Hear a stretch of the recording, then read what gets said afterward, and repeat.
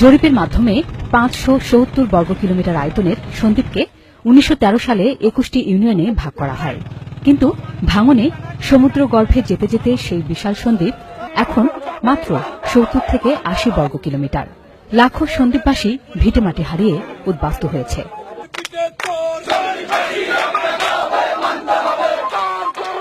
আমার পূর্বপুরুষদের এই ভিটে ছিল নেমস্তি ইউনিয়ন, সেই 39 আমার বাবার এই সম্পত্তি।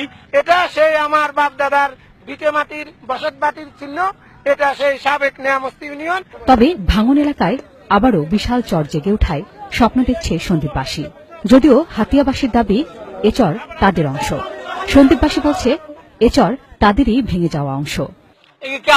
আমাদের জন্মভূমি, অতএব আমাদের জায়গা আমরা পেতে হবে। 60 মজুর সন্দ্বীপ আমাদের প্রয়োজন। জেগে ওঠা চরের দাবিতে আন্দোলন শুরু করেছে ভূমি রক্ষা পরিষদ নামের একটি সংগঠন। সন্দ্বীপ উপকূলের 6টি পয়েন্টে এবং নতুন চরে আলাদা আলাদা মানববন্ধন, সমাবেশ, বিক্ষোভ সহ নানা কর্মসূচি চলছে।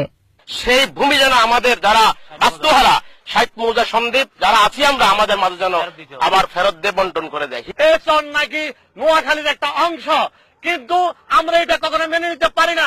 সন্দ্বীপের অংশ হিসেবে ওনার বাংলাদেশ জরিপে পুনরায় স্থাপন হোক। চট্টগ্রাম জেলা প্রশাসন বলছে চরের সীমানা নির্ধারণে দিয়ারা জরিপের উদ্যোগ নেবে সরকার। চর ভেঙে যায়, আবার কিছুদিন পর উঠে আসে, জেগে উঠে। সেই জন্য এটা দিয়ারা জরিপ অত্যন্ত প্রয়োজন।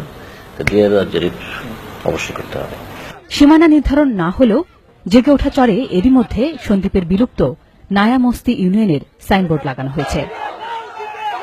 মৌসুম সুলতানা, চ্যানেল আই।